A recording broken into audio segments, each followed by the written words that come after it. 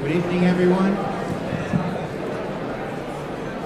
Good evening, everyone. We're about to start the program, so please take a seat if you haven't already. Welcome to FIU and to the Wertheim Performing Arts Center.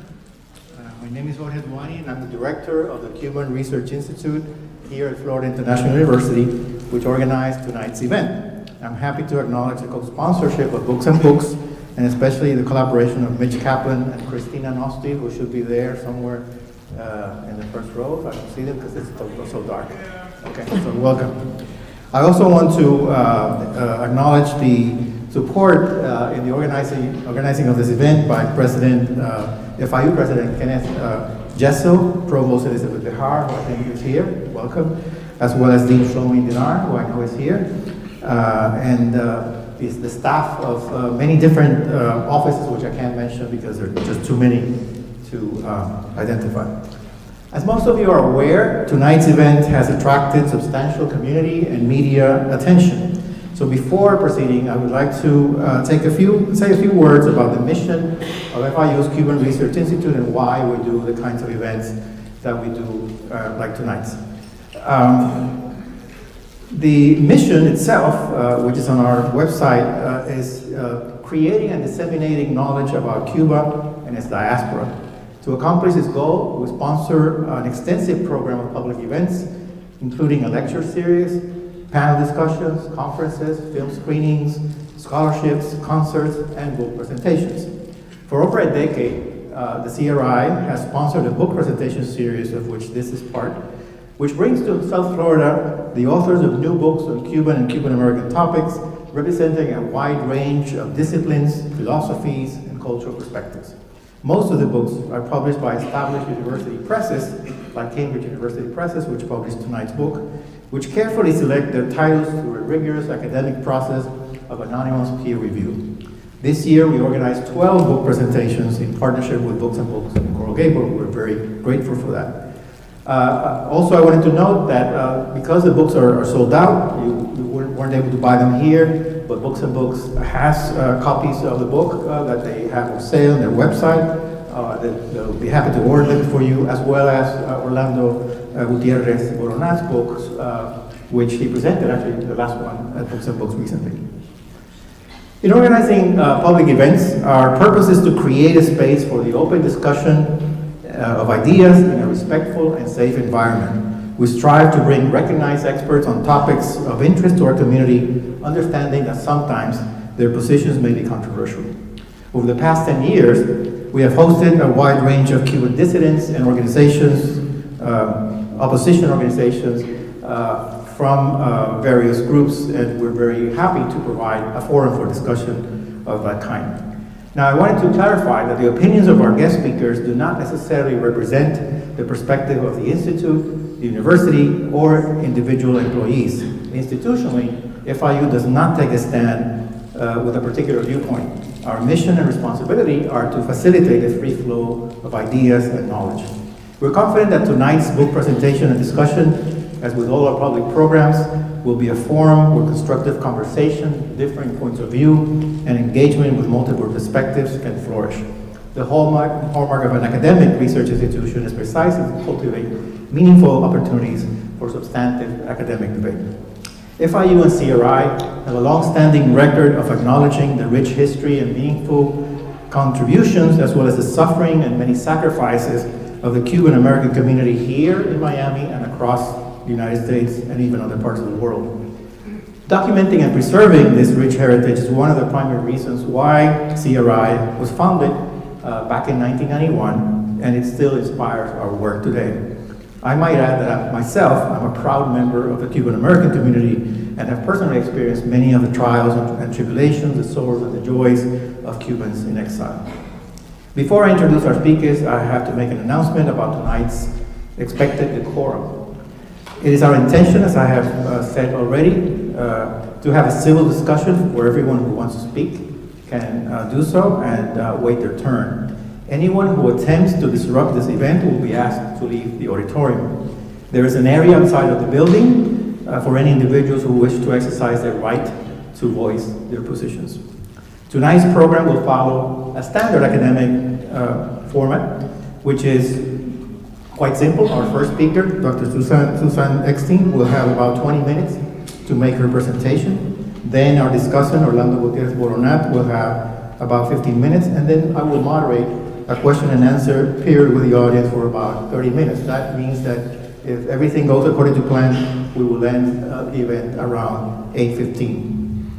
I'm now pleased to introduce the participants in tonight's program. First, we'll hear from Dr. Susan Eckstein, who is a professor in the Pardee School of Global Studies and in the Sociology Department at Boston University. She has authored numerous books and articles on the Mexican urban poor, political economic developments in Cuba, Cuban immigration policy, and Latin American social movements.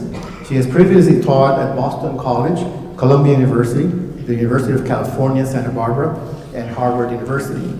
She earned her PhD in sociology from Columbia University and her BA in sociology from Beloit College in Wisconsin. Her published books are too many to mention here, but I would highlight 3 titles that are relevant to tonight's presentation. How Immigrants Impact Their Homelands, published in 2013. The Immigrant Divide, How Cuban Americans Changed the U.S. and their homeland in 2009. And Back from the Future, Cuba Under Castro, published originally in 1995 and also republished in 1996. She has received numerous fellowships from prestigious institutions such as the John Simon Guggenheim Memorial Foundation, the Ford Foundation, the John D. and Catherine MacArthur Foundation, Rockefeller Foundation, Tinker Foundation, and the Russell Sage Foundation, to name a few. She's also received several awards for her publications from institutions such as the American Sociological Association, the American Political Science Association, and the New England Council on Latin American Studies. Our second speaker will be Dr. Orlando Gutierrez Boronat, who is an award-winning author and community leader. He's also worked as a reporter, journalist, and professor. He is co-founder and spokesperson for the Cuban Democratic Directorate based in Miami, a non-governmental organization seeking to promote human rights and democratic change in Cuba. He's also a member of the Assembly of the Cuban Resistance, a coalition of Cuban anti-communist groups inside and outside Cuba. He has previously taught at Georgetown University, Florida International University for many years, I think it was 9, and also Belen Jesuit Preparatory School here in Miami. He holds a PhD in the philosophy of international relations from the University of Miami. His doctoral dissertation, focusing on Cuban exiled nationalism, won him the John Barrett Prize for Best Dissertation on Latin America. He also earned a master's degree in political science and a bachelor's degree in communication from Florida International University. Dr. Gutierrez Boronat is the author of several books in English and Spanish on Cuban topics, including the latest one, The Cuba, The Doctrine of the Lie, published just recently in 2022, Raíz y Transición en la Construcción y Reconstrucción de Cuba, published also this year, and Cuba, A Nation in Search of a State, published in 2011. His academic essays have appeared in journals such as the Journal of Democracy and the Journal of Interdisciplinary Studies. He's also authored numerous journalistic pieces in local, national, and international venues, including the Miami Herald, the Diario de las Américas, the National Post, the National Review, America's Quarterly, and the Toronto Star. So without further ado, I give you Dr. Susan Eckstein.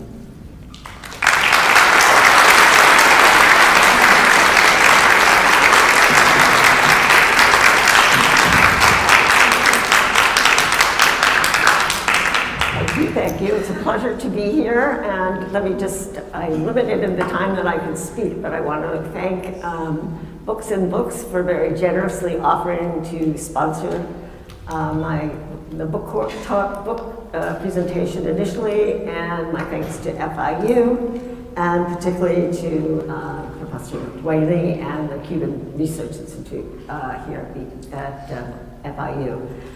So with no further ado, I'm going to start, and let me just say, I have studied Cuban immigrants for quite a while now. As was mentioned, I've written a book on Cuban immigrant, the different waves of Cuban immigration to Miami and to the United States in general. So this book was really inspired to get a sense of U.S.-Cuban immigration policy, seeing it from the point of policy. What were the policies that the U.S. has developed over the years for Cuban immigrants, and how it's evolved and why? So my talk is absolutely focused on U.S. policies why they emerged, how they evolved, and what consequences did they have. So it's really the story behind lots of waves of immigrants here in Miami. So let me begin. I don't know if somebody is doing the slides, so can I just put a hand up? Yeah. Okay. So, I've already said that this is what my presentation is on the book, on the various, the policies, what they were, and what effects they have.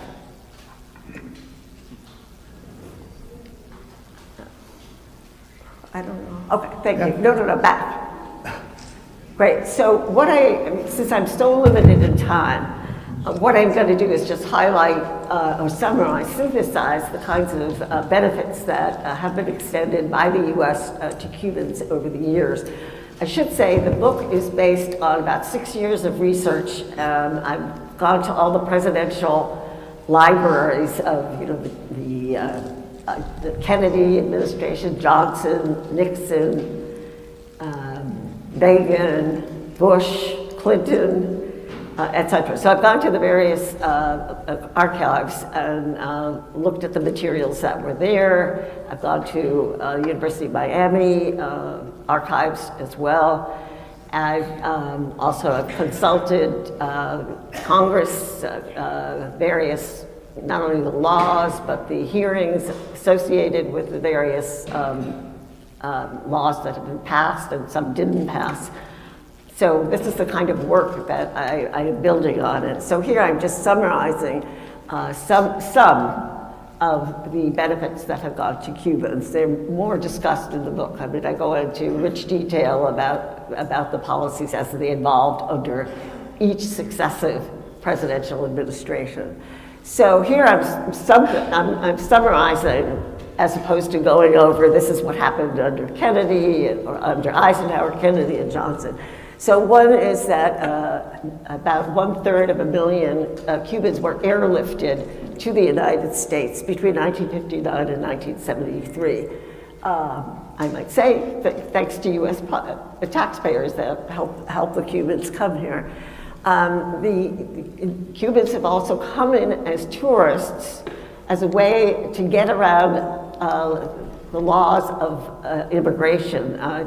Congress essentially regulates immigration law, and I discuss all this in the book. Presidents have certain discretionary powers, so parts of the benefits are from Congress, some of them are from at presidential discretion. In the beginning, in particular, tourist visas were used to get Cubans out of Cuba because they are much easier to get than immigration visas. But they were given on the knowledge that the Cubans were not going to be tourists, but coming as immigrants, or at least staying here, not as tourists, until they would return home, which of course they didn't. Another benefit has been the extension of guaranteed minimum of 20,000 immigration visas, and that was under the Clinton administration. And there's no other country that has a guaranteed minimum. Other countries, according to immigration law, have a maximum, but Cubans were given the minimum.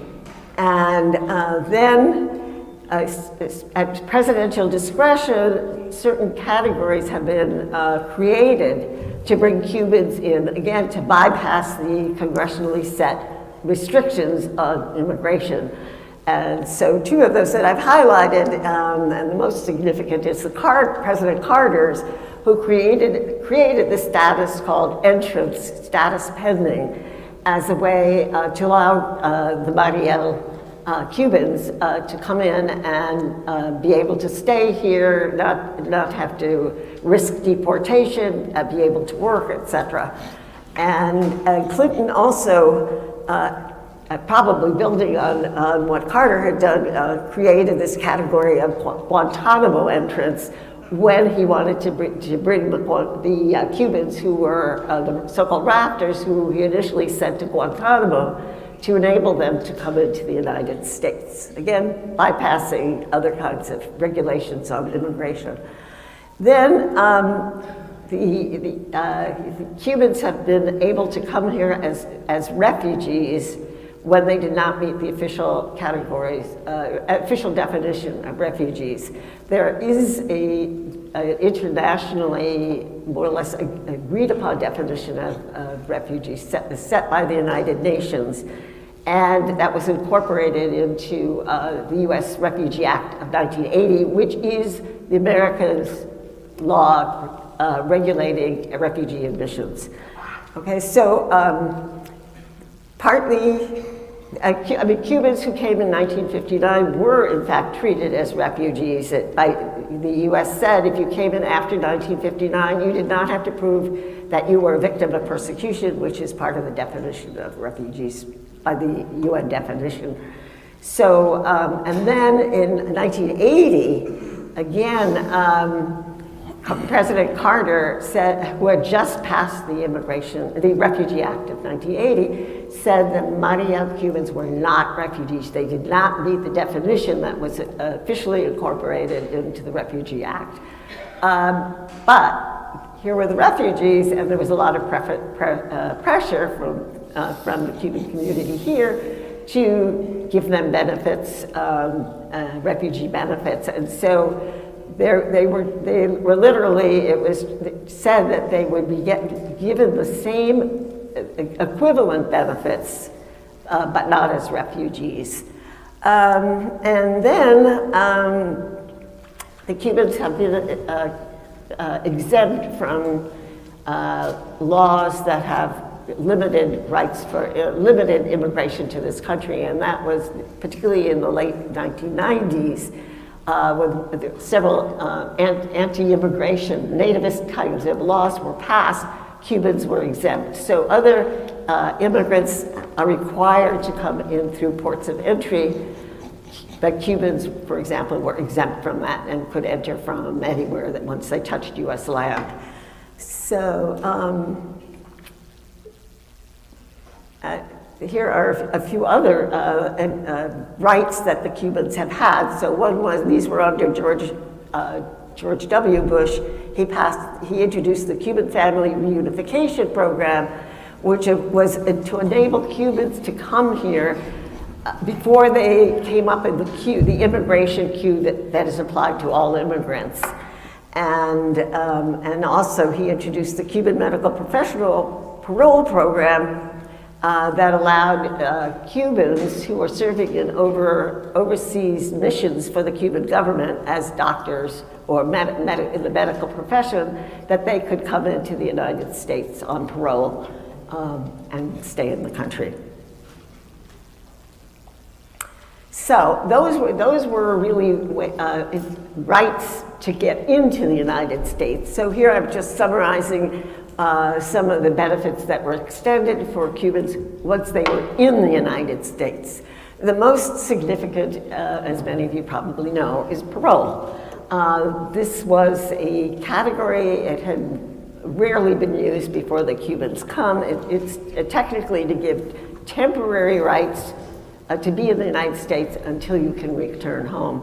Well, so that's the way that any Cuban who touched U.S. land would be able to stay here and not be detained, deported, etc. And then in 1966, under President Johnson, the Cuban Adjustment Act was passed. I'm sorry, there's an error there. It should be the Cuban Adjustment Act and CAA. And that allowed paroled Cubans after a year today to apply for a lawful permanent residency, and then they're on a path to citizenship. So this was a benefit that Cubans have received that other immigrants who came to this country without immigration visas did not qualify for. So in many respects, you did not have an unauthorized or illegal Cuban in this country, thanks to the combination first of the parole status and then of the Cuban Adjustment Act. And then Cubans have benefited from the most generous refugee program in U.S. history. So those were some of the benefits that they got. And then in 1996, when President Clinton introduced the Clinton administration passed the welfare reform, Cubans are written into that act that, which did not specifies that authorized immigrants from other countries needed to wait 5 years before they qualified for welfare, before they could qualify for welfare. If you were an unauthorized immigrant in the US, you never qualified for welfare, except if you were Cuban. Cubans are the only nationals written into the welfare reform to give them rights upon entry to qualify for welfare. No other immigrants have received these benefits. Okay, so these are really, they're wonderful rights that Cubans have gotten. But I think it's important to see that these are not benefits that went to other immigrants as well. So why have Cubans have these special rights? The reasons have changed over time. It begins as a Cold War story. The Cuban Revolution, Castro's rise to power, comes amidst the Cold War, and it's 90 miles away. So Eisenhower, who was president at the time, was really concerned that it wasn't even a communist regime anyway, but it was anti-US right offshore. So this is really the beginning of the reasons why the Cubans were singled out. They served US foreign policy interests. It was really an instrument of US foreign policy. And there's lots of documentation about in bringing them in. The government Washington was thinking that this would, first of all, deplete the human capital of Cuba, and that would help undermine the regime. Okay, and it also, the whole fact that so many Cubans were coming was also thought to delegitimate the Cuban government. So the idea is that this would be a way to undermine the Cuban government. Well, that didn't quite have that effect. And so then we go to the post-Cold War, and the benefits still continue. So how do you explain it if these entitlements were extended because of Cold War politics? By the time the Cold War ends, the Cuban community has really done a terrific job of establishing themselves, building on the benefits that they had, the rights of citizenship, for example, to vote. And so what you're finding is that the basis for the continuation of benefits is rooted in domestic US politics. So the key ways in which this happens is, first of all, Cubans quite remarkably Cuban Americans, I should say, have become members of Congress. They are very influential on Cuban policy in general, not just in terms of immigration. And by now, I think there are 10 Cuban Americans in Congress, the Senate, and the House.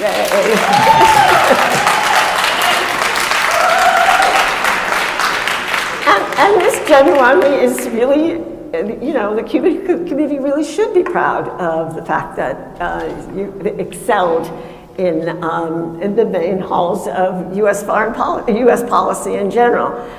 Then Cubans have formed a PAC, and this begins under President Reagan, who really helps cultivate and train the Cubans to form a PAC, modeled after APAC, I should say, to start influencing U.S. policy. They initially got support from the government, from the federal government, but with time they raised their own money and then were able to use their PAC to influence legislators to get policies that the Cuban community wanted. And then ordinary Cubans, their votes have been very influential too, because they, particularly in Florida, where the center of the Cuban American community here, they had votes because they had citizenship rights, and they used that, and the Cubans vote in a very, very high percentage. In other words.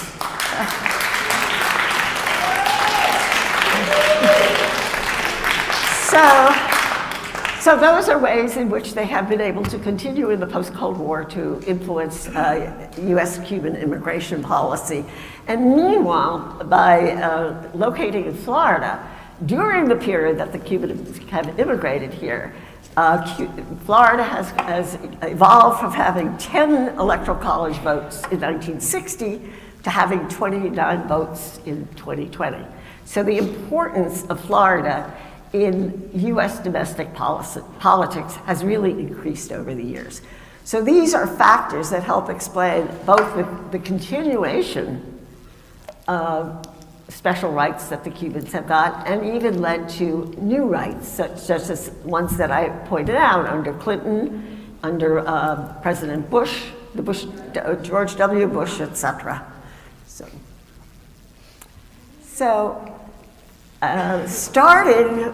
Mainly starting with President Obama, there starts to be efforts to withdraw the special benefits that Cubans have gotten. And the most significant was in January of 2017, the last full week that President Obama was in office, he eliminated the parole rights that Cubans had. It had been introduced at presidential discretion, so he could do that. So it appeared that now suddenly Cubans were going to be unauthorized immigrants if they tried to come here, and they didn't get visas to immigrate lawfully. And then the other one that he ended was the medical professional parole program that had been quite controversial. So I think I need to move on, because for reasons of time, I'm not going to talk. Could you please just move on? I'm just going to stop on what he ended rather than what he intended. And then for President Trump, interestingly, further withdraws entitlements for Cubans. And he did so in this de facto, not de jure. He didn't change any laws. But what he did was to have his administration had far fewer far fewer Cubans get immigration visas. And so he actually does not comply with the agreement, a bilateral agreement, to admit a minimum of 20,000 Cubans a year. So as few as 4,000 Cuban immigrants got visas to come lawfully, which is, of course, then leads to pressure for Cubans to come without authorization. And he also admits very few Cubans, allows very few Cubans to be admitted as refugees. He reduces refugee admissions in general, and almost none, 1 or 2 Cubans were being admitted officially as refugees in conjunction with the Refugee Act of 1980. So he also increases deportations and detentions of Cubans, essentially for the first time. So, President Biden, not too much has happened. There is some movement now to increase lawful immigration again, in conjunction with this agreement to admit a minimum of 20,000 a year, but they're not up to that at this point. Partly the embassy in Havana is not even equipped to deal with all of it. And, but what happens that's so interesting is, okay, Cubans could not come and get parole, but they found a new way to enter the United States if they couldn't come with parole, and that was to claim asylum. So now what you're finding is that Cubans are coming in and claiming asylum. So as are many, many Central Americans, for example. But now what happens is what's different about the Cubans is that if they're here for a year and a day because of the Cuban Adjustment Act, they can appeal under the Cuban Adjustment Act to have their status changed from asylum seekers to become lawful permanent residents. Usually asylum claims take over a year. So the Cubans have this special way to very quickly become a lawful permanent resident that other asylum seekers do not have. And there's a surge in Cubans claiming for asylum. This past year, the fiscal year that just ended, I'll show you a slide in a minute, 220,000 Cubans came in, which is massive. And probably the numbers are going to be even higher than that this year. So these are asylum seekers, many of whom are able to become lawful permanent residents and ultimately citizenship. So I think I'm running out of time. Yeah. This was not my reduced slides that I Okay. sent you, so I apologize.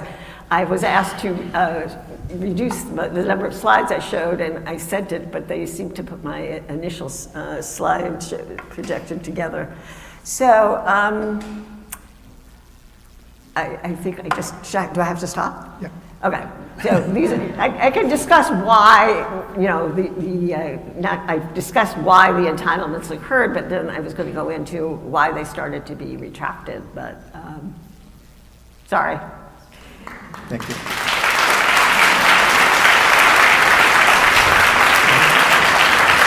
I'm so sorry. Apparently they got the old one. Apparently they used the old one. I didn't know what to do. I mean, I kept seeing these things. Thank you. Good evening. First of all, I want to thank Jorge Duani for inviting me to be present here today in this very important discussion. And I also want to thank Commissioner Kevin Cabrera, because I think that his insistence that there be an exchange of different points of view tonight has been important in achieving this moment and this dialogue on the truth about Cuba. I am here fundamentally because the purpose, the goal, the struggle of freedom-loving Cubans has been truth. To live in truth, and the only way to live in truth, as Martí taught us, is to seek truth constantly. Truth requires inquiry, it requires debate, it requires honesty, it requires transparency. So I am here to participate in the pursuit of truth in this place designed and built for truthful debate tonight.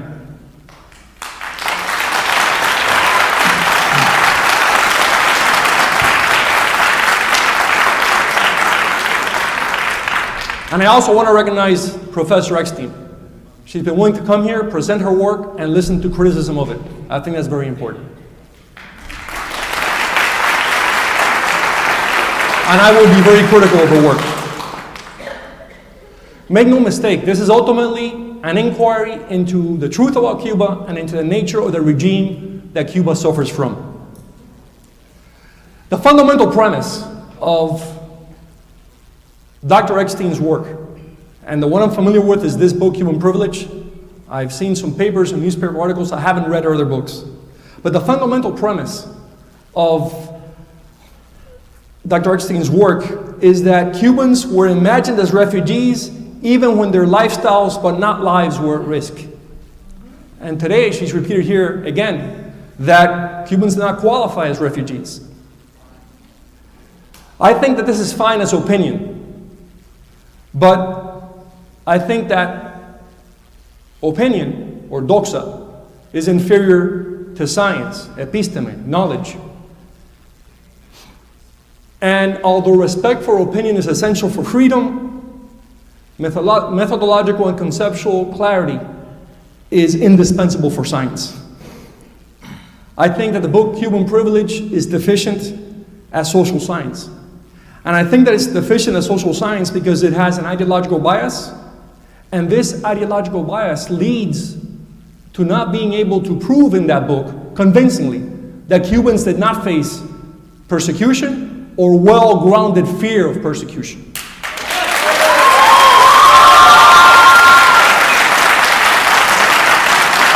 I appreciate that. I appreciate it. Dr. Eckstein has been scrupulous in her respect of time. Please let me get through this because I have 15 minutes and I have a lot to say. And I don't want to speak really fast because then you'll lose me and you won't understand what I'm saying. I believe that Dr. Eckstein's ideological bias is described repeatedly by her in the book. I have many quotations, but I'm going to summarize it as this. It is her belief that the regime in Cuba is an anti-imperialist force which, although somewhat repressive, embodies Cuban national self-determination.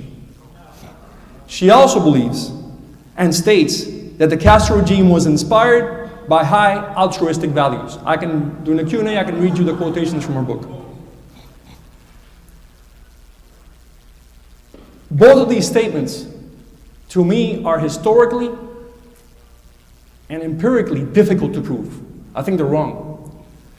Just now, Dr. Eckstein stated that at the beginning, the Castro regime was not communist. To state that is another axiomatic declaration of a truth which is not grounded in history. For example, to believe that Castro was not a communist from the beginning, you'd have to contradict Castro himself. He spent the rest of his life saying that he had been a communist all along, from his university days. Second of all, you'd have to dismiss the human structure around him and the forces that brought him to power and created the ruling clique of that new regime. You'd have to ignore the regime practices from day one. You'd have to ignore how he radicalized the agrarian reform to create the first totalitarian institution, the National Institute for Agrarian Reform. I can go on and on. But you can't easily just affirm that the regime wasn't communist from the beginning without taking that into account. And I believe that this mistaken belief in what the regime was and what it's always been is exemplified by the fact that in her book, Dr. Eckstein never refers to the regime as totalitarian. Only once, and that's in quoting from a US bill, I believe a US law. The regime being totalitarian is widely recognized in political theory. Juan Linz himself, who's one of the key authorities in describing regimes, concluded Cuba is a totalitarian regime. But for the effects of what we're discussing now, not understanding that we're dealing with a totalitarian regime in Cuba prevents you from correctly assessing whether Cubans, exiled Cubans, faced persecution or had well-grounded fears of persecution. You would have to ignore, and I found very little, if any, mention of any of this in Dr. Eckstein's presentation, the massacres carried out by the regime from day one, the extrajudicial killings, the number of mass executions, the number of political prisoners and detainees per capita in Cuba, the number of people interned in concentration camps, no mention of the UMAP, in the entire book. The campesino insurgency, the civil war in the countryside, the collapse in food production caused by the madness of the agrarian reform as the regime carried out, and the campesino insurgency. The captive towns, pueblos cautivos, hundreds of families were forcibly relocated in Cuba to different provinces and not allowed to leave those towns for decades. The massive historical scope of acts of repudiation. The acts of repudiation began in 1959. Dr. Eckstein does mention the acts of repudiation, the ones in 1980. She describes a great deal of their horror, but she says it's a low point in the history of the revolution. No, it was there from the beginning. The use of mobs, mass formation as it's called, was an instrument of the regime to consolidate totalitarian power from the get-go, and it's a standard practice of all totalitarian regimes. If you do not take any of this into account, if you do not take into account the reality of per capita repression, if you disregard the abundant literature on the scale of mass repression in Cuba, as Professor Eckstein, in this book at least, has done, only then can you arrive at the conclusion that Cuban exiles, as the US government definition of refugee states, were not either persecuted or had founded fear of persecution. But if I don't look at any of that, if I don't mention that, they now arrive at a conclusion that is not accurate. Because these are real factors. They occurred in time. Furthermore, Dr. Eckstein doesn't account for the fact that when you asked to leave Cuba legally, that marked you, and you were punished. Leaving Cuba legally was a difficult process because there was repression once you asked to leave.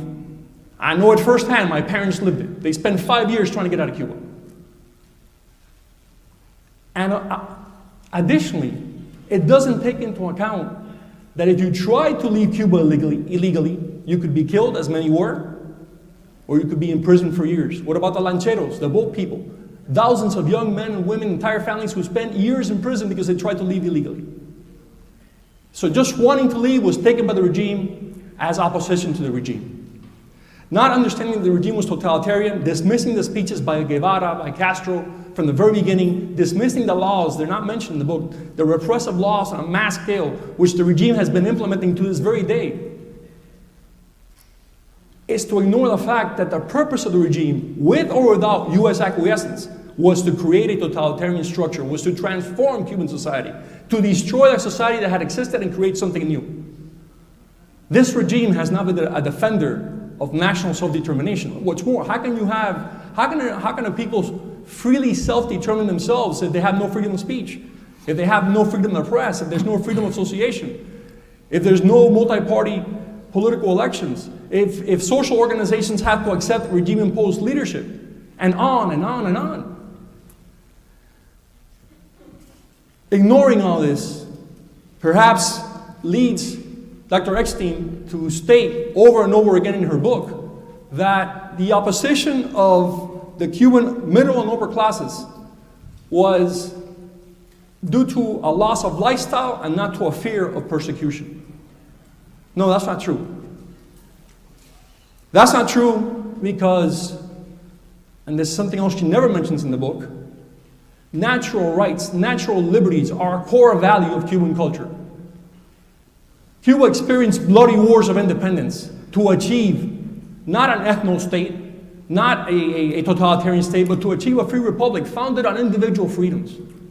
That's been a fundamental mainstay of Cuban culture since our national identity was born. And those freedoms and those liberties, by any measure you can apply, were being violently repressed and eliminated by this regime from the very beginning and continue to do so to this very day. A regime that had promised free elections within 18 months had, by the end of 1960, confiscated all private media. That includes 58 daily newspapers, 160 radio stations, and 23 TV stations. And that leads me to another point. I don't know if it's because of the ideological bias, but Dr. Eckstein ignores the realities of pre-Castro Cuba. And she often falls into these sweeping generalizations that ignore what was happening in Cuba and how advanced Cuba was and what the Cubans had accomplished between 1902 and 1959. I can get into that later because I have more statistics on that. As a result, Professor Eckstein continuously classifies opposition to the regime as founded on petty selfish reasons and not on the desire to recuperate fundamental freedoms and out of love for the ideal of a republic in Cuba. An ideological totalitarian regime had taken power. This regime believed in national self-determination and national sovereignty only when it was convenient for it, and it trampled and has trampled the principle of self-determination from 1959 to today. A few examples: their support for the Russian aggression against Ukraine, active support for the invasion of a small country by a larger country, the support for the 1979 Soviet invasion of Afghanistan, which split the international non-aligned movement, the 1968 support for the Soviet invasion of Czechoslovakia. No belief in national self-determination, only belief in what was convenient for the ideological totalitarian state. So if you dismiss these overriding and profound reasons for opposition to the regime, if you dismiss and you don't take into account the organized and planned mass scale of repression in Cuba, then you don't understand what Cubans feared, why Cubans were leaving, and the grounded belief that anyone could be the victim of repression, and that's what you felt in Cuba. What you felt in Cuba throughout all these decades. Anyone can fall, anyone can be arrested, If you're a hippie, if you're a homosexual, if you're a writer, if you're an inconformist, if you want to leave, if you're Baptist, if you're Catholic, whatever it is, you can be picked up and disappear. And that's been the rule of this regime. And that truth cannot be denied. What the United States faced in 1959, due to its own bungling of Cuba policy, was the unimaginable consolidation of a totalitarian state in the heart of the Western Hemisphere. You didn't need Eisenhower and Kennedy to tell Cubans to come. They were fleeing because of the massive repression Cuba was experiencing. And a repression not seen in Cuba since the days of the wars of independence in the 19th century. And since the United States, for whatever reasons, took the decision not to support active regime change in Cuba, not to seek the change of the regime through decisive means, since the U.S. agreed with the Soviets in the 1962 Kennedy-Khrushchev agreement not to invade Cuba, the U.S. knew that change was not coming. And they also knew, and under the shadow of the guilt of the Bay of Pigs and the Kennedy-Khrushchev agreement, they also knew that not allowing these Cubans in would be tantamount to a human catastrophe. Thank God the U.S. took us in. Thank God other countries took us in. What would have happened to us? My bias, I have a bias too. My bias is I lived through a lot of this. When Dr. Eckstein talks about fake tourists jumping from country to country to find a way in, that was my parents and me. Cuba, Spain, Nicaragua, and then finally the US. We were a stateless people. People were deported from Cuba. The priests deported on nuns deported on the Cubana ship without travel documents. They had nowhere to go. They had no passports. Who was going to accept them? And this practice of deporting people without passports was continuous. To this day, there are people barred from returning to Cuba. Thousands of Cubans are not allowed back in by the regime. And that's another very important point. When you left Cuba, the regime did not allow return. Leaving Cuba meant you lost your homeland, you lost your family. The telephone calls for Cuba were extremely difficult. And when you finally got a call, you had an operator listening in on what you were talking about with your family. And the operator would interfere if they felt the conversation was counter-revolutionary. How many of us remember that? I remember it very clearly. Not only that, if you received letters from your family abroad, or you wrote to your family abroad, you could not progress in the regime. They blocked you in your professional development, in your social development, in your friendships. Everything was blocked by the regime if you decided to maintain contact with your family outside the country. I have numerous examples of that being applied, of that kind of repression being applied. And repression was not only active, it was passive. Just by sitting in your house, you had a block committee watching over you and supervising what you were doing. Privacy was lost. And that was the purpose of what the regime was doing, transforming, forcing people to accept totalitarianism. I think that this bias leads Dr. Eckstein's work to establish double standards that undermine its objectivity. There are many that I can list, but there's one that really bothers me. And I'm going to say what it is. There's two that bother me, I'm going to emphasize one. In Dr. Eckstein's book, she describes Jorge Mascanosa as an influence peddler. Why not a lobbyist? Why not an advocate? Why does he have to be described as an influence peddler? What was Jorge Mascanosa's crime? Fighting for free Cuba? Being a successful businessman? Not forgetting a free Cuba even when he had everything he could dream of here in the US? That love of Cuba has characterized our community. We didn't leave because of country clubs. We didn't leave because of losing schools. We left because our land was repressed. And once we had all that again here, we kept on thinking about Cuba and loving Cuba and supporting Cubans every way we can. But there's one thing here which really concerns me. And I hope it's a mistake, I hope it's an error. This is, and once I explain this, I'm going to finish because my time's running out. Dr. Eckstein, and to me this is very serious, makes a reference to the Cuban American National Foundation and drug dealing. I'm quoting her. Within a decade, the foundation came to claim 50,000 members with some 170 directors, trustees, and associates who amassed fortunes in the United States, contributing $1,000 to $10,000 to the organization annually. Some of them, I'm quoting, I'm reading this, reputedly acquiring their wealth in drug trafficking, with Miami at that time becoming a hub. Dr. Eckstein's footnote referred me to the Cuban Information Archives. It's a great source of information on Cuba. When I went there to the Cuban Information Archive, I found a list, I think it's over 100 foundation directors, trustees, and part of the leadership council. I didn't find any reference to drug trafficking in that website I was directed to by the footnote.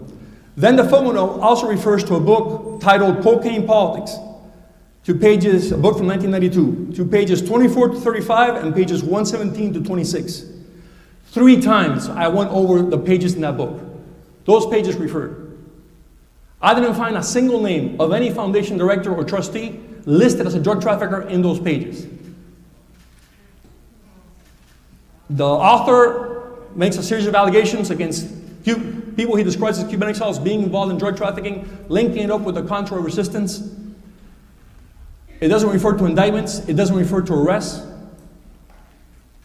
I think this is unethical. I think if this is not a mistake, linking prominent people in this community who worked very hard to achieve what they did with allegations of drug trafficking and then not showing us where those names are listed as drug traffickers, indictments, convictions, I don't think it's right.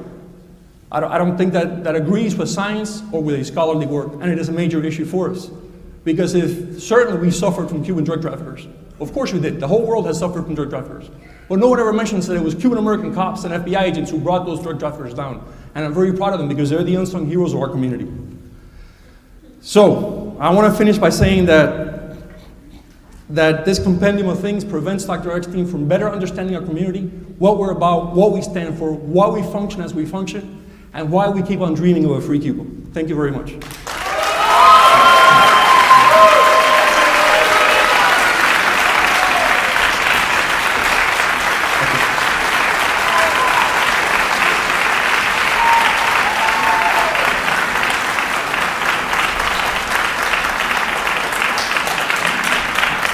Thank you, Dr. Gutierrez Boronat, and thank you, Dr. Susan Eckstein, for sharing your viewpoints.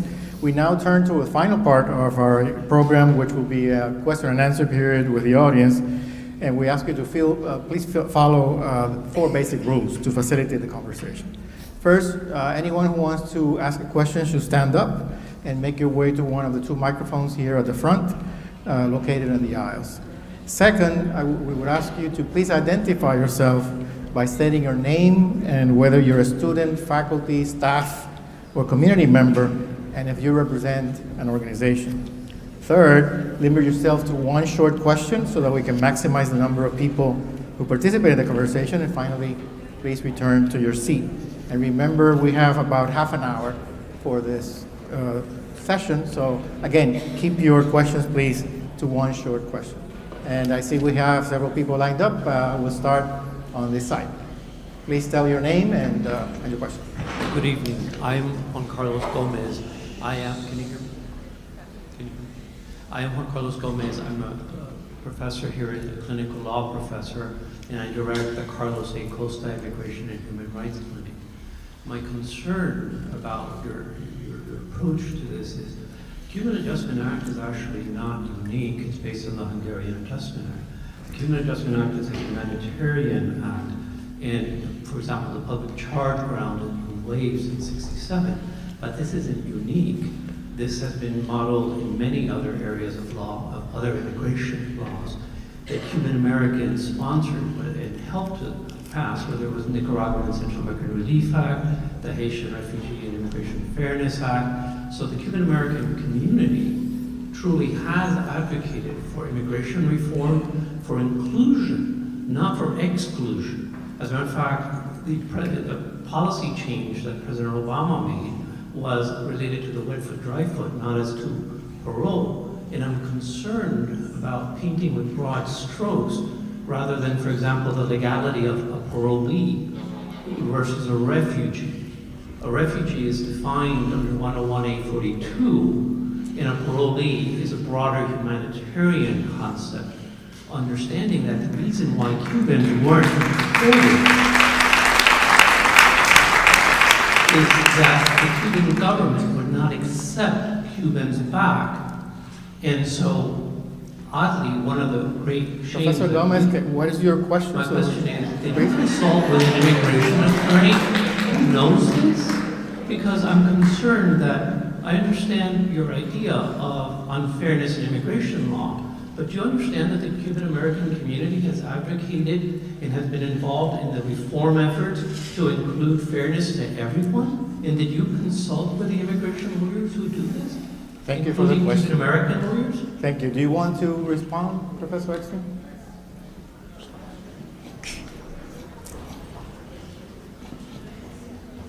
Yes, there have been other adjustment acts for Central Americans and for Haitians. One, I would say they were inspired by the Cuban Adjustment Act and by advocates from those communities, as opposed to the Cubans going out and advocating for the adjustment acts for them. Secondly, thank you. Secondly, the other adjustment acts all had expiration dates. What's unique to the Cuban Adjustment Act is it has no expiration date. But isn't it more logical to argue to emulate rather than to I think we need to allow. Yeah, let me take the next one. Okay. Thank you. We'll go to that side and please identify yourself. Yes, I'm Rafael Montalvo and I am the president of the Bay of Pigs Veterans.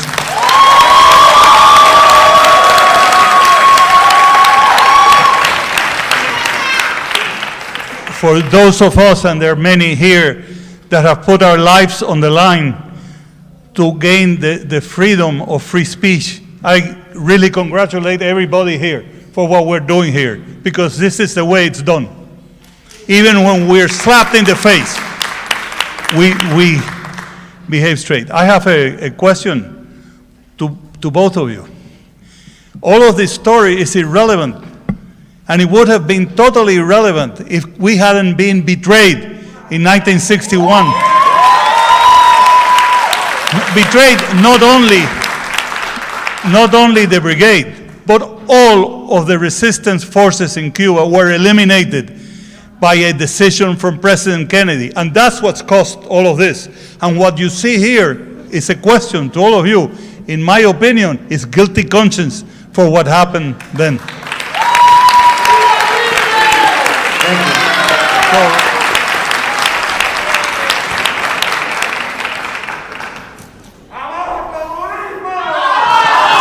hang on. Let's keep on as we're doing it because we're having an exchange here. And Rafael Montalvo has asked us to do that. I think that guilt over the betrayal of the Bay of Pigs, over the insufficient support for the campesino insurgent forces who spent years fighting in Cuba's mountains, but also the knowledge that in the Kennedy-Khrushchev Pact, the U.S. had agreed not to overthrow the regime, and that the U.S. was not going to carry out the liberation of Cuba. And the deep knowledge the U.S. government had of the kind of repression taking place inside Cuba was fundamental in resettling and taking in Cuban refugees. The regime has not ended. Repression continues to this day, so those factors are still there. And I want to quickly take this moment to make another point with reference to the first question. Another issue I see with Dr. Eckstein's work is the material she refers to and cites are either neutral data or those that agree with her points of views. And she doesn't reveal who she has interviewed. So for example, I think there are many examples of pan-ethnic solidarity of our community with other Latin American groups and even those who are not Latin American from different parts of the world. But one of the key things that the Cuban congressional leaders, Lincoln Díaz-Balart, managed to pass was NACARA, which has benefited millions of our Central American brothers and sisters. Now, Dr. Eckstein has never interviewed Lincoln Díaz-Balart, and yet she ascribes NACARA and his leadership in it. She attributes it to some kind of personal political gain by Lincoln. How could you know someone's intention without first speaking with them and interviewing them? So again, not going to these sources, not engaging them, not listening to those who may have other points of views on Cuba, I think hurts the book. Thank you. We have a lot of people waiting in line, so let's try to receive as many questions as possible. So next question on this side, please. Yes, my name is Ninoska Perez Castellón. I'm a journalist, but I was a member of the Cuban American National Foundation.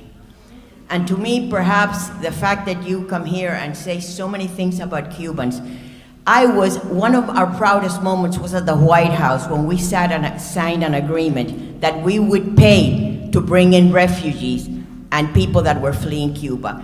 When our parents left in 1959, they didn't leave Havana today and end up in the Riviera Country Club the next day. They had to clean floors, they had to do everything because we did not leave a lifestyle. They were incarcerating people, they were shooting people before the firing squad, and that's what you miss in your book. You know why? Because scholars like you are too entertained defending the communist regime in Cuba. To you, Raul Castro is still a hero, Che Guevara is still a hero, and Fidel Castro is still a hero. And it is insulting that it's open season for Cubans when scholars like you come to this community and say the things you say about our community. We are refugees. We escaped political persecution. I don't have a question, I just feel that I have to tell you this.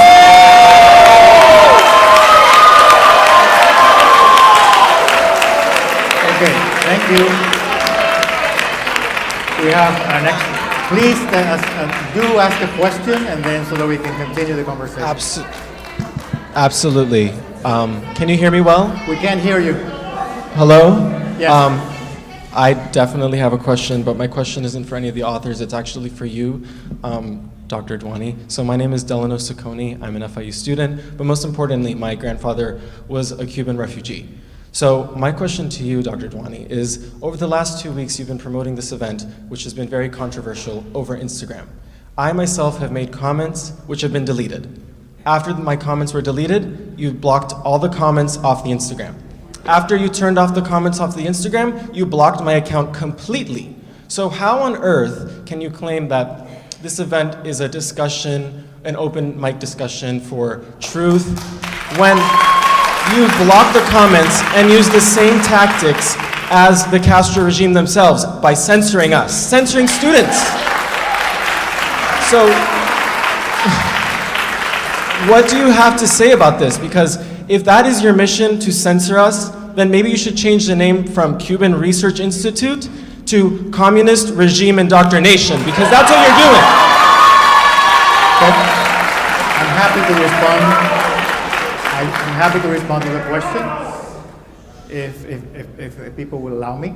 FIU's policy is to have an open discussion, as you had just said, and I did at some point mute some conversations that I thought were using foul language and making personal insults, and in fact, the level of the wording of those comments were, I thought, not appropriate. But then I learned from the FIU administration that we had to leave them open, and so now everyone can speak up their minds. However, I still believe that it's improper to make personal attacks on individuals like myself or other people on this matter. That's all I have to say. So we'll turn to another question on this side, please. Hello? Quick question. Are you going to be doing a book signing afterwards? Because I bought your book, so I would love your book. Signing, we don't have a signing moment, but I think, well, we can talk about how to do it later. Yeah. Okay, later. Books and Books proposed to do, I think, what is a template that they use? I forget exactly what the word of that. Because I thought the purpose of this was a book signing too. Yeah. But anyway, so I brought the book. So I guess I do have a brief question. I did read your book, a good amount of it, and I really appreciate how factual it is. It's pretty much, if you haven't read the book, it's pretty much it's a historical account of like everything that went down.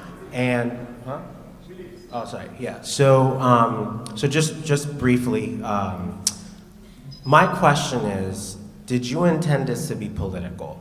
And the reason why I asked that question is because when I was reading your book, you know, there were certain portions that talked about certain things like the Operation Peter Pan, where the United States, through Kennedy, right, brought unaccompanied minors, about 14,000 of them, to the United States, and then later the presidents then put in more money to reunite Cuban families with unaccompanied minors. So, for me, I find it to be really an interesting parallel that, right now we're talking about unaccompanied minors that are coming from, Mexico and everything like that. Yet, historically speaking, we spent over $28 million, right, to bring in these people. So I see a lot of parallels, Cubans, I apologize, Cuban Americans. So my question, did you intend this to be political? Because whenever I read your stuff, it's very much like, there is immigration inequality. Why can't we just provide this to other immigrants as well? Why is it that only one group of individuals get it when the immigrants that I've worked with faced persecution? They went through a lot of things, but they didn't get those, privileges and entitlements. Thank you for the question. question. So did you mean it to be political? That's my question. Thank you. Do you want to respond? Wait a second. I couldn't quite understand the questions. Is your book political, and do you want Did you mean this book to be political and cause this because of Cuban privilege? Like, did you mean it to be this political? Honestly, I did not mean it to be political. I thought it was an interesting question I was asked a question about whether I expected or wrote this book to be political. No. I thought I was doing a book to try to understand the evolution of Cuban immigration policy. And I have to say, I find some of the comments that have been made offensive and not related to this. This is supposed to be a book talk.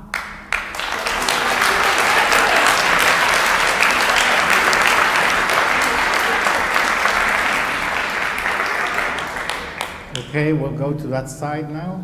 Your question and your name, please.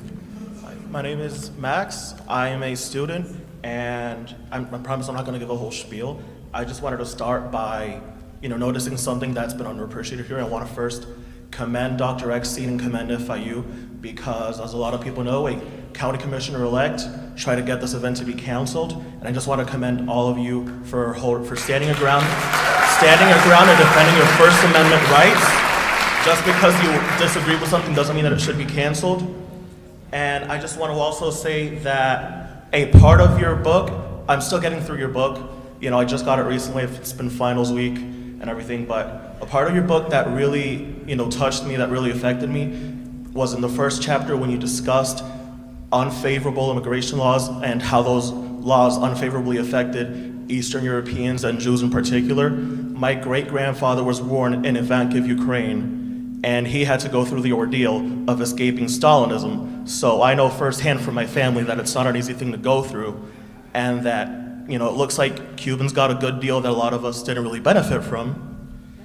And I also wanted to say, it's the truth, and I also wanted to say that my question isn't about political ideas and political positions. My question is about political rhetoric, because I moved here from the Northeast when I was a kid, and I'm still shocked by some of the things that people say openly, by some of the things that people try to do openly. Just last year, I was told that what's going on in Cuba right now is worse than the Holocaust, which is an outrageous thing to say because I don't see... What is your question, please? The question? So yeah, you can proceed. My question is, what do you think accounts, not for political ideas, but some of the extreme political rhetoric that we hear people coming out with? Thank you. Dr. Eckstein and then Dr. Gutierrez-Bornat. Dr. Eckstein, do you want to comment? Maybe I'll pass on this, but I should say, since this issue of refugees has come out, one, I'm not giving my own definition of refugees. I am going by what U.S. law is, what U.S. presidents, the policies have been, and it's not my own opinion, okay? You must realize it. I am describing what's in there in the literature in the statements that the presidents have made and Congress has made or whatever. And you should know I am a daughter of refugees. My parents were persecuted. They were stateless for a while, so I understand the pain that many of you have suffered, okay?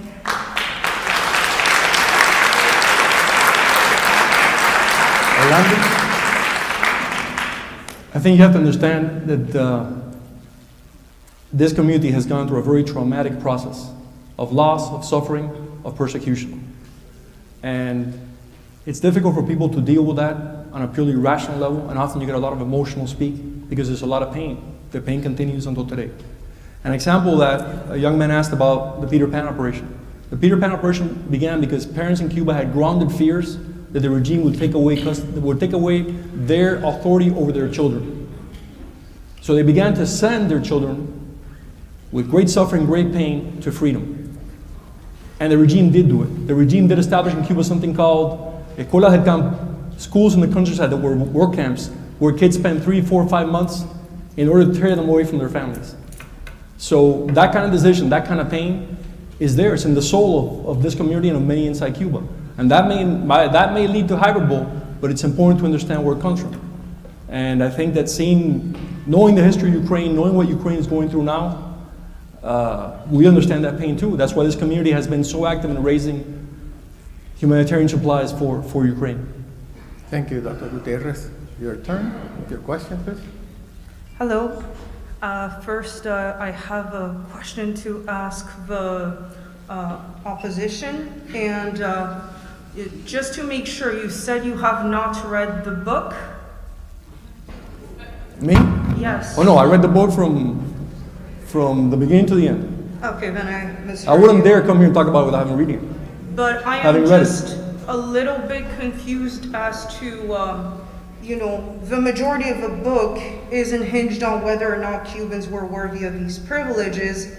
It's a historical book that largely discusses the benefits our community, and I'm a Cuban, so, our community got over other immigrants. So do you believe that what is happening in other countries like Venezuela right now is less worthy of protection and citizenship? Well, I'm asking you point blank, do you think Cubans deserve these rights over other immigrants that are fleeing persecution and horrible conditions right now? okay.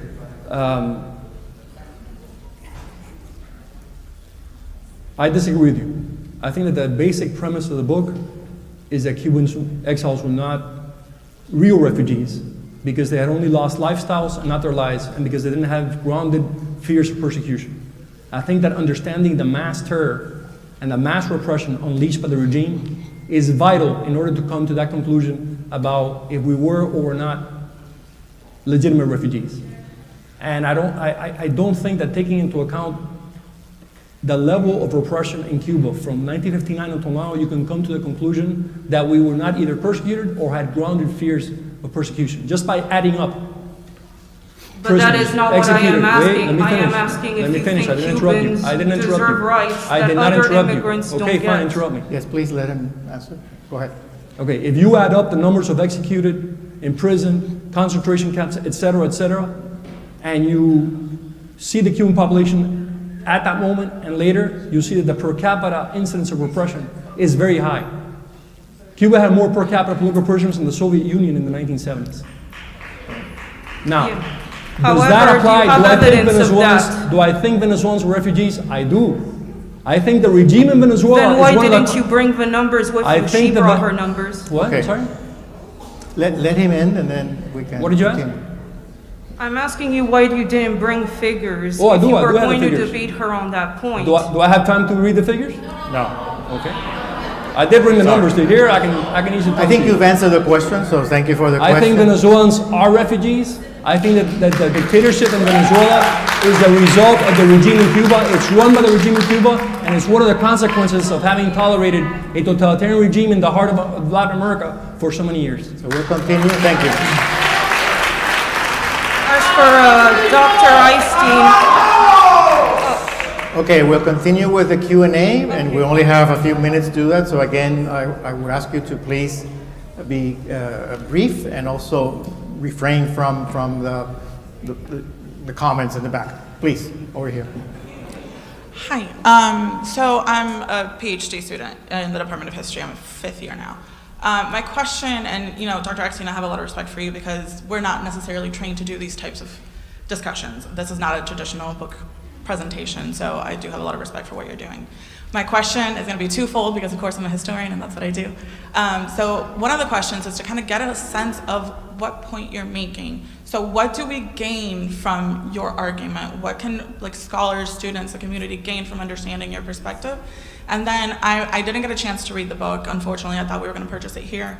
But I wonder if you have any chapters or any sections that discuss specifically how race influenced US-Cuban immigration policy through the 20th century, because I know that's a big point.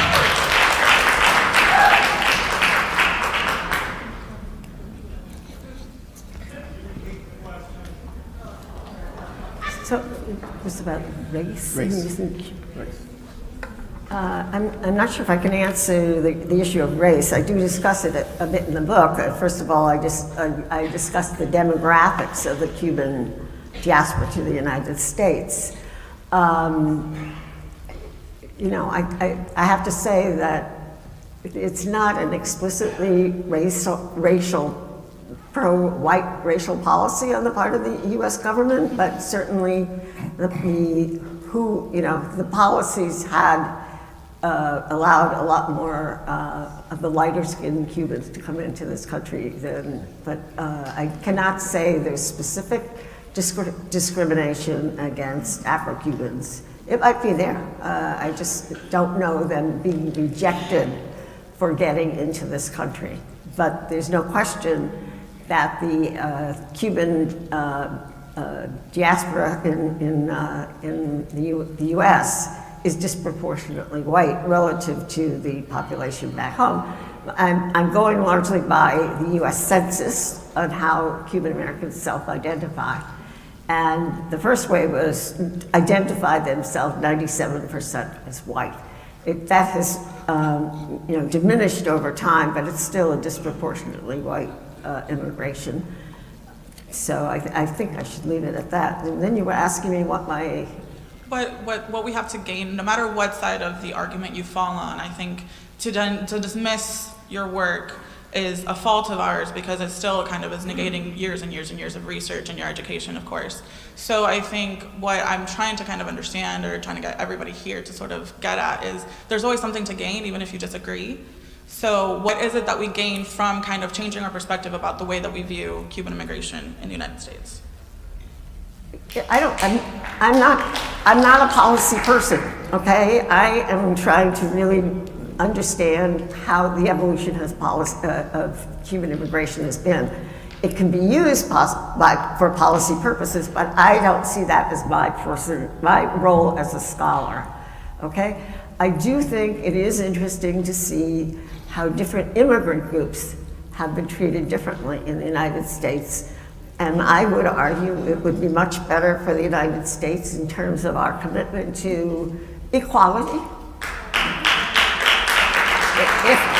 If other groups would have the same entitlements as the Cubans have gotten. I'm not saying the Cubans should be denied.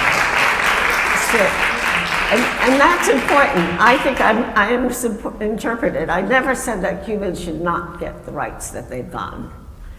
But should the Haitians not get the same rights?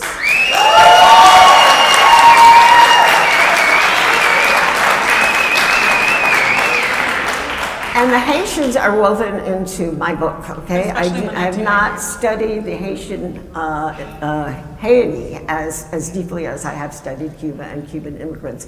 But in chapter after chapter, where relevant, I compare the experience of Cubans and those of Haitians.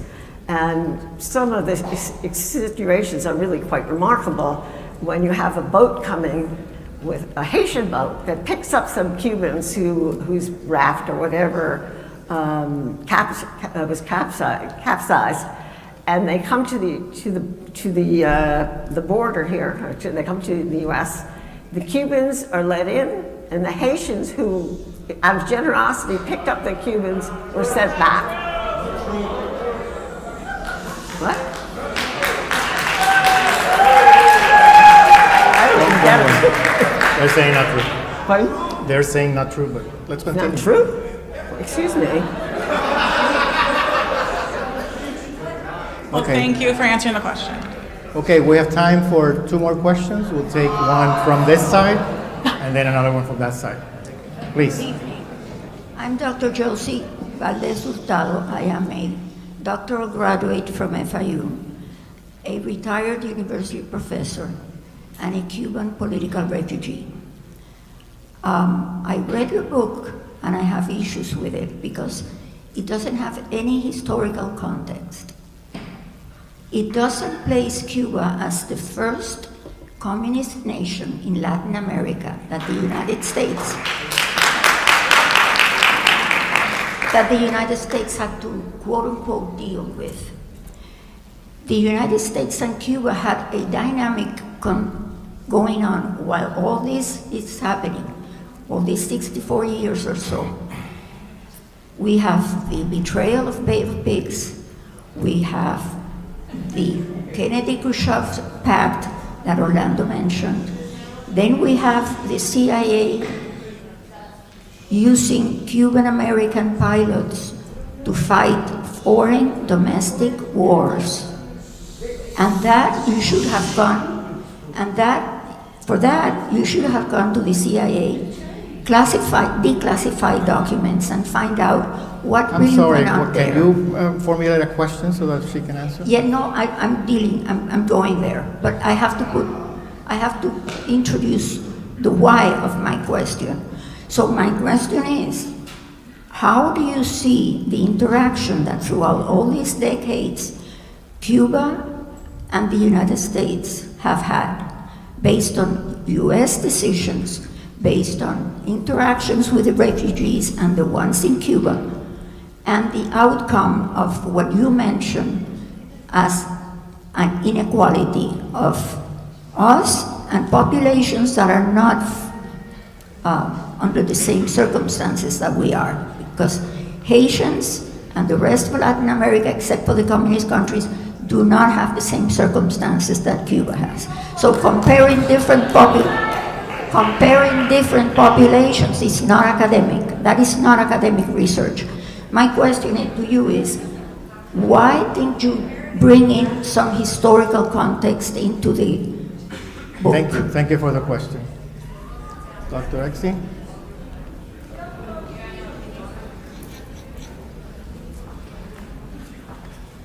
My book is a historical analysis. Maybe I'm not taking it back. I went to many archives of different administrations. That's history. It may not be the history you want in there, but it is history. Okay? And, every book has to have its limits. No publisher wants to publish, big things. And my book is, it's about 350 pages. I have a very defined task in the book, and that is to trace the evolution of US-Cuban immigration policy. I stay on target with what the purpose of the book is about. And a lot of the commentary had nothing to do with the book.